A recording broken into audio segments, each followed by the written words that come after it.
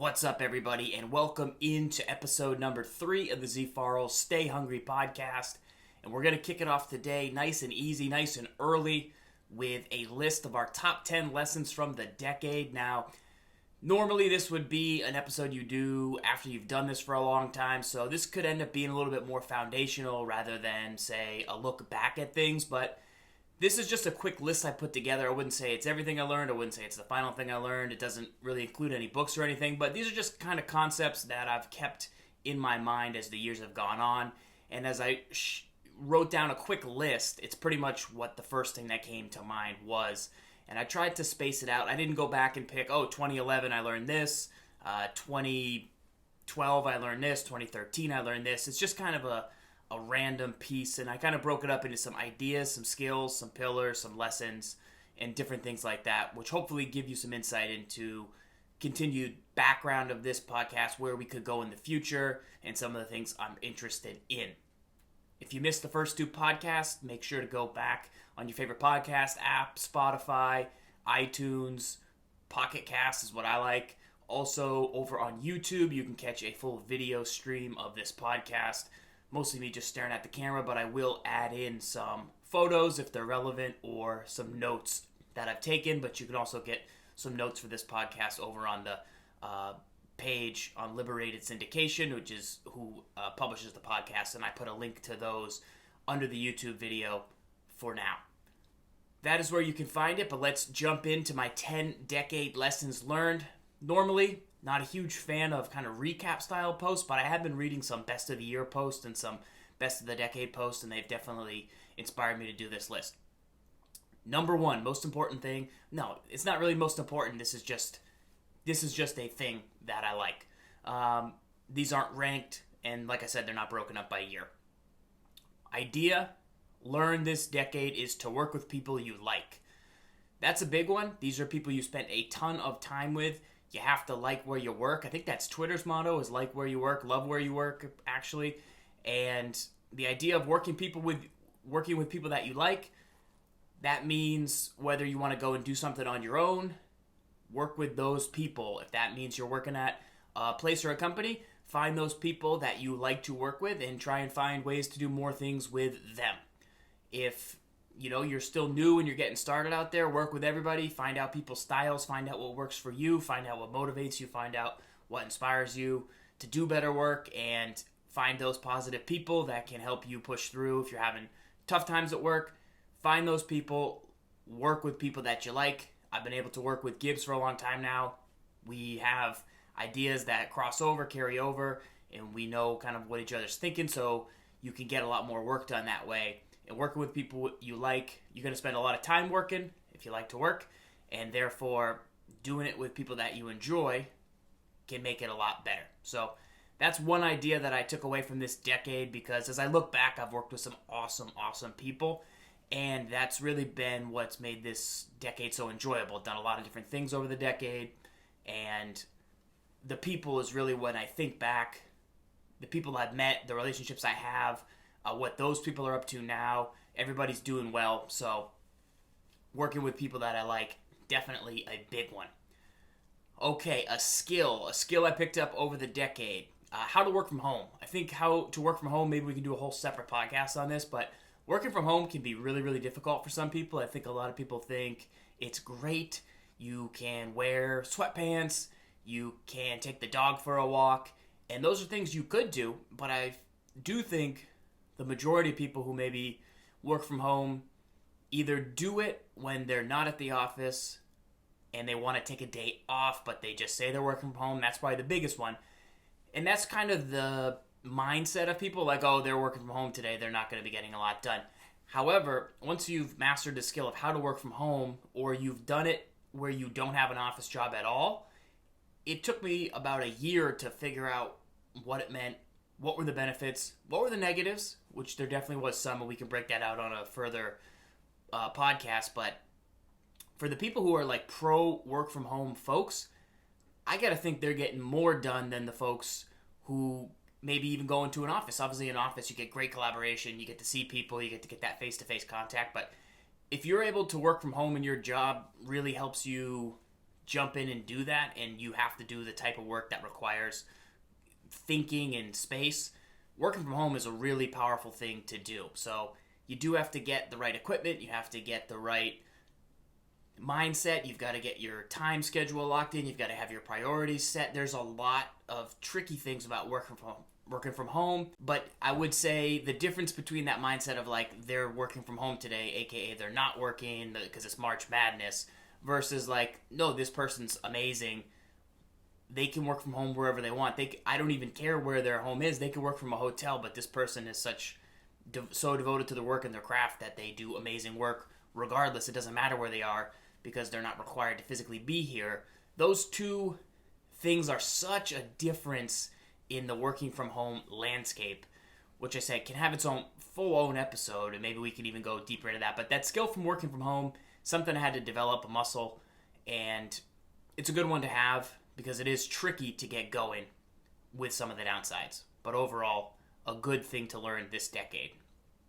A pillar of something I learned this decade is kind of routine, how important routine is. This was an original idea back when I watched a movie, Hero Dreams of Sushi. I don't know if you've ever seen it. 2011. Good movie. Documentary about a sushi maker. It's on Netflix, I think. And just his routine, his craft, what he does every day. I consider it kind of similar to what like Tom Brady does every week. I've never seen what Tom Brady does every week, but I assume he gets in early Monday, no matter win, no matter loss. Starts going over for the next week, focused on that, not focused about the win or the loss the week before. And you just do the same thing because you do it every day. And then people say, are you going to keep playing? And they just say, yeah, as long as I enjoy the thing I'm doing, which they don't necessarily enjoy more than, playing football on Sunday. Yeah, that's great. That's the fun part. Everybody likes that. But it's the off-season training, it's the waking up early, it's the craft, it's the routine, it's driving to the office, it's whatever the routine is that you set for yourself, the power of that routine, doing it every day and just showing up consistently time and time and time, being the river through the Grand Canyon versus, the one-hit wonder. That's the routine that this movie kind of displays, and back in 2011 I hadn't really considered that because of you hear all the time like, oh, you're gonna go viral, you're gonna get famous. This was back in the early internet days where you really could go viral like randomly, not necessarily if you were a creator. You might have a big video now, but back then it's like this lady crushing grapes on the news falls over and all of a sudden she went viral. So that was the mindset of the internet back then. It was a big like, you're gonna boom, you're gonna blow up, you're gonna, but really when you look at it, it's the people with the routines, people who do it every day. And now I see that consistently over time. The people who write every day, the people who make videos every day, they get better over time. There's no real one thing. Okay, so that was a pillar. A lesson number 4. Once again, we're not really counting these, but lesson in 2016 was kind of do what other successful people do. So this is kind of related to health and fitness, which if you missed podcast 2, is kind of one of 5 pillars. And I remember going specifically to it was a race. It was a 5K. It was a warrior race, something like that. I went and I just looked around and I was like, none of these people look like me. They're all a different shape. They are all in way better shape. Like they must know something that I don't know. Because I had been going to the gym for a while and I had even started doing more core workouts, which I had always kind of skimped on. So I was feeling pretty good going into this race. I was like, you know what? I can get this done. This is a big confidence builder for me. And I got there, and I did well for myself, but as I was kind of watching other folks, not that you want to compare yourself, we talk about that, but I was just like, these people are doing something different. Like, they're living a different style. I don't know what it is. So, just kind of started this, hey, look, like, what do you do? What is this guy doing? What is this lady doing? And kind of tracking it, following what they do, keeping an eye on things. Another full episode we could go into CrossFit, that whole craze, but that was what those people were doing. I'd never heard of it at the time. Tried it out, learned some cool stuff. Ultimately, there's a whole episode of lessons about the gym and in that, but as you look at what other successful people do, not just in health and wellness, but in business or the routine, waking up. It's all similar to that pillar of routine that we talked about. Like, what is their routines? What do they do? We'll save that for another episode if you guys are interested in more about that. I can tell you my experience, what worked, what didn't work, why I don't do it anymore, but what I did like about it and the lessons that I took. But do it what other successful people do. If you're ever at a place where it looks like people are crushing it, look around. It's like, what's this guy up to? So that was a lesson where before I would always say like, oh, this guy thinks he is stronger than me or better than me. But it's like, no, this guy's actually doing really well. I should take notes. Next up is 10 decade lessons act. So this is an act. It's just show up. The act that I learned is just show up. Show up every day. Show up repeatedly. Show up consistently. I know if you're watching this YouTube channel, you're like, oh yeah, that's what you learned? Because you haven't shown up in this channel in a couple years. But, you know, we were streaming. We were doing the weekly show. Like, we did a show pretty much every week. And that was just something that we did. Is we showed up and we just did work. I don't know. It doesn't even have to be the best. Doesn't have to be the greatest. It's kind of related to routine. These are all, you know, kind of similar, but show up, do the work. There's a quote out there.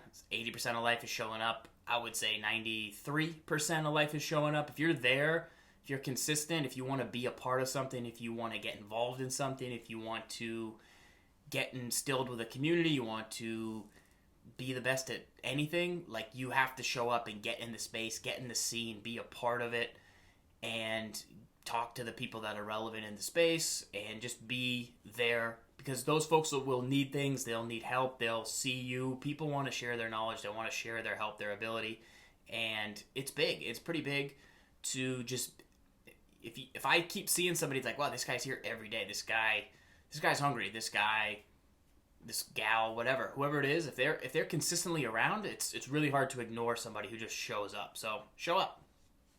It's not that hard. It doesn't sound hard. It's really hard. Showing up, really hard, especially when you don't want to show up. Really, really tough. Remember, 10 decade lessons learned.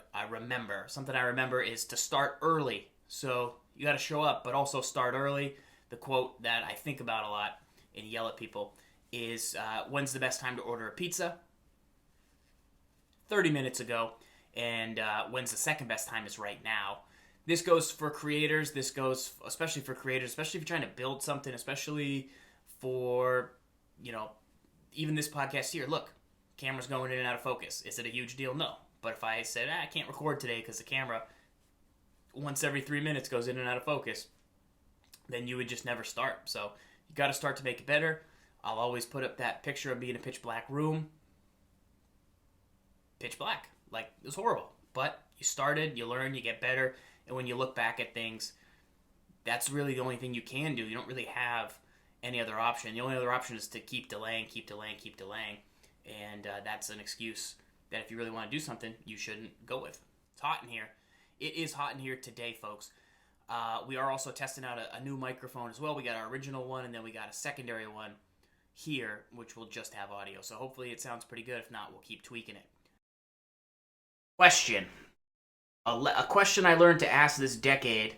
Actually, S. Gibbs question. It's a famous S. Gibbs question, which when we interview him coming up when he gets back, we will ask about, and then what? So, and then what? So, and then what? Anytime, you know, you think, we would always say, we're going to do this, we're going to do that, boom. Well, and then what? So, it's just an exercise to consider that it goes a little bit back to the routine and the showing up piece of, like, you might get viral, you might go viral, you might have that hit video, but then what? Like, is that going to be the change you wished you had been working towards? Or is it just the next thing in your journey and then you got to find out something else to do? So asking and then what, it's not a bad question.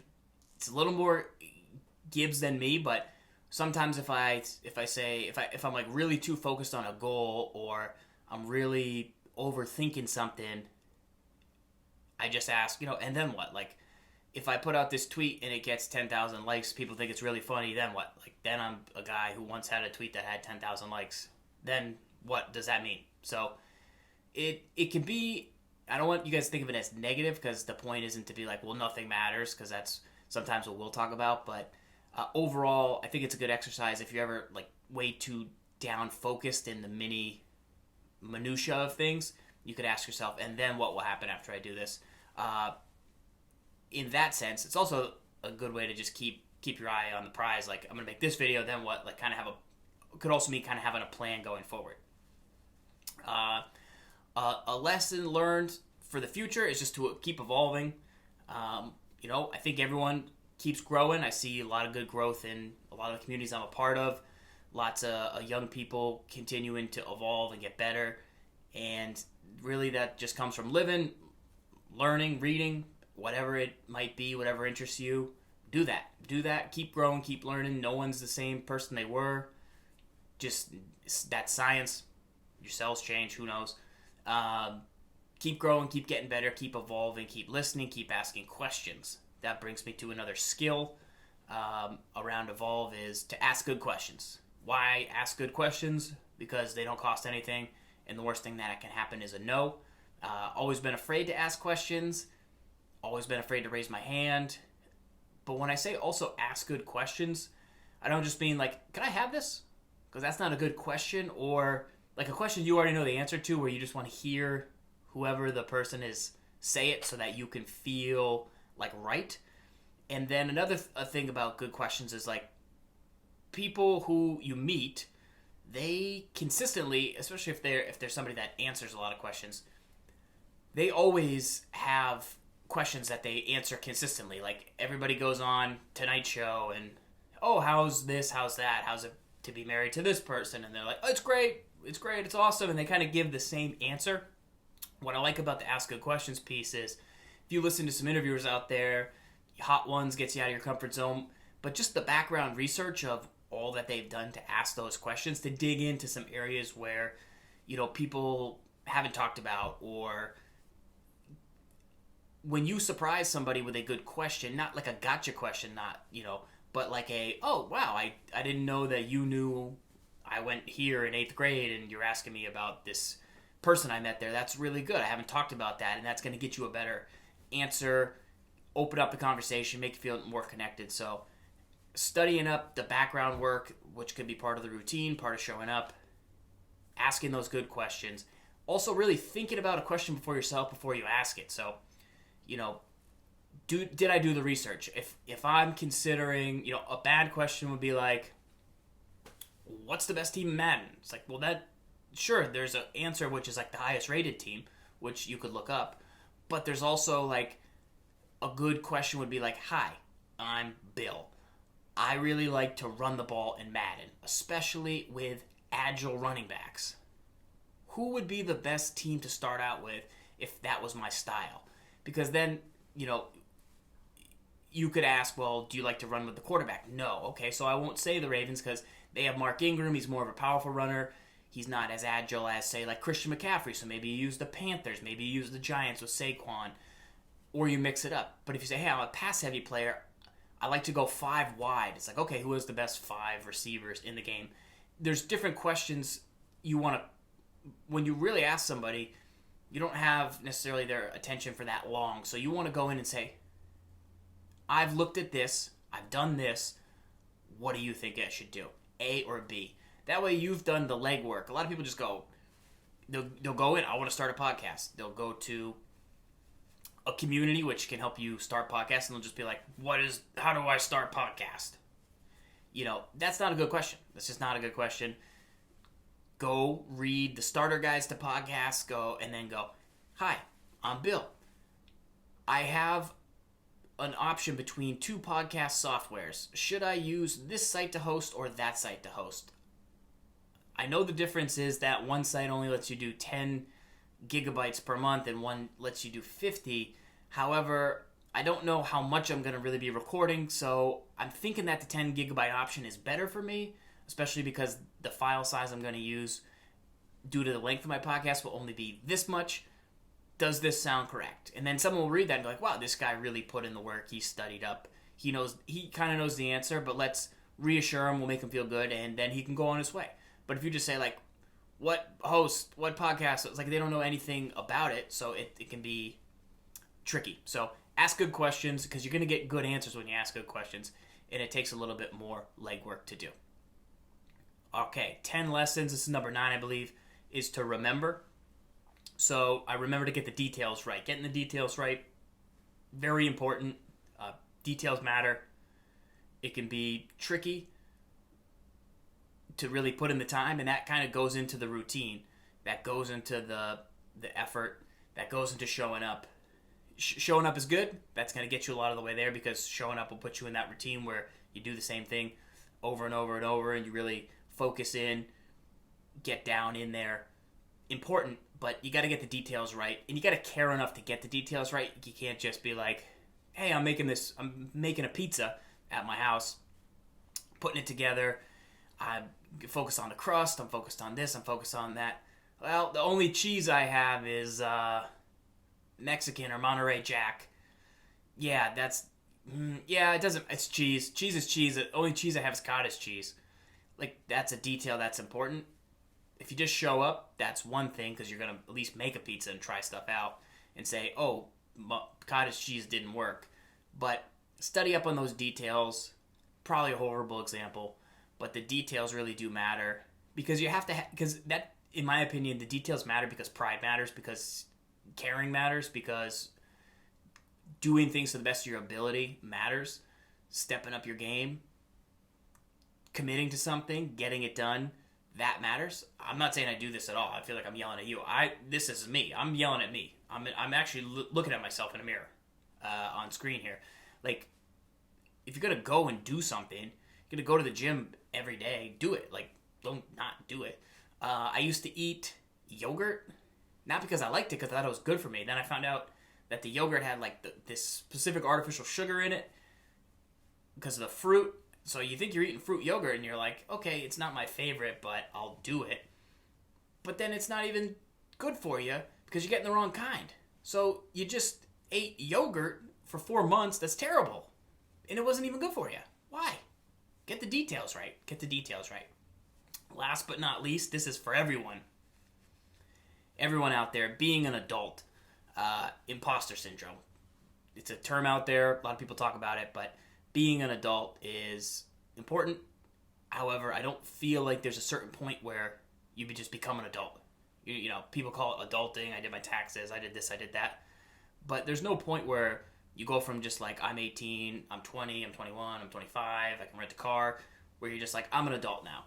I'm an adult now. I make good decisions, and I'm focused on mowing my lawn and all that. Like, there's no point where that switch really flips. Sure, there's stuff that can help focus on that, but I think a lot of people, I do, and some people that I talk to are like, when does it happen? When do you become a professional? When do you, like, you become a professional the day you decide to show up, pay attention to the details, ask good questions, and get a routine going that makes you a professional, that makes you show up every day to work. There's no, like, aside from, like, the legal definition of age, there's no thing where everyone driving to work doesn't feel like, man, I can't believe I'm in charge of this. That's crazy. I don't even know how to do A, B, and C. If somebody finds out, uh-oh. But I think a lot of people feel that way. But over time, that's what you do. You learn, you show up, you get more responsibility, you keep going, you keep driving, keep getting better. And a lot of people have that feeling. Like, there's nobody that can, like, stop me from doing a podcast. So I don't feel like a podcaster. I feel like I'm a guy trying to be a podcaster on the internet. But at a certain point, if there's the 10 episodes I promised you up there, I'm a guy with a podcast. Whether it's good, whether people listen to it, that's another story. But you feel like an imposter until you do it. Like, still don't feel like when I did YouTube, I was a YouTuber. I still don't feel like when I was, growing up, getting older, graduating college, I was like, oh, I should definitely be able to do this job now because I've got this degree. It's like, oh man, I know I have this thing, but I gotta learn how to do this. And what if somebody finds out that I don't know fully how to use Microsoft Excel tables? Like, I know how to use it, I know how to put the numbers in, I know how to do this, but I don't know how to do advanced algorithms on Microsoft Excel. What if somebody asks me tomorrow? I'm going to get in trouble. So I do think that's a thing that a lot of people go through. I'd say it's very, very common from what I read, what I hear. But I think that's a big time lesson from the decade is there's a bit of fake it till you make it. But it's not necessarily faking it till you make it. It's just showing up, starting the routine, doing it every day, paying attention to the details, and that is how you kind of learn over the course of the decade. So I think that is it for this specific podcast about the 10 decade lessons learned. Like I said, this was a quick list of just the top things that popped into my mind of some of the things I've thought of. I'll keep a more active list going, though, for future, and I'll add some more notes to kind of some of the things we covered here, and I do think that there's some other small episodes that can be broken off of this to dive more in depth. If you're interested, we talked about kind of the health and wellness stuff with what successful people do, and the questions. I mean, you can talk forever about that. So overall, just wanted to get one more up before the end of the year, which is a decade year. If you have more questions, let me know. We'll talk soon. You can check out the YouTube link if you're not already watching. You can go onto youtube.com/ZFarls and see the video cast where we'll put up some screens. You've got the audio version on your favorite podcast player, the Stay Hungry podcast with ZFarls, and we'll do a question episode, so drop some questions, and then we'll get some interviews going, and we'll keep breaking it down. But if you like these topic styles, let me know what else you want to hear. All right, until next time, this is Farls. Remind you, stay hungry and lock up. Before we also go, one quick note. If there are edits on the video, I do record these fully live. I don't stop and look and then take up a new thing. If you do see small edits and cuts, I just edit out some of the ums and ahs. I go back, watch this thing in full, edit it, tighten it up a little bit for you so that it's, polished and kind of ready to go. If I can then also notice any of the audio pieces that I'm doing, some of the pauses that I make, some of the times the mic drops out, those are things that I'm going to keep working on, and that's part of starting this thing. So there's no funny business with the edits or anything. It is just kind of filmed live, and we'll do some live stuff in the future over on Twitch, but for the most part, that's all it is, just teeny little cleanups from the editing game. So that's truly it. That was a bonus note for you. Stay hungry.